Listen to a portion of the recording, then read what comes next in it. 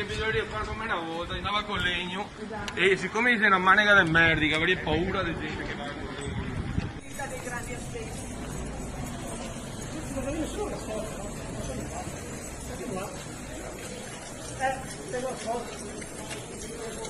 Abbiamo le scorte, sono caldi là. I cartellini bisogna metti che tutto su. Tutto il municipio. Tutta la mia mutata.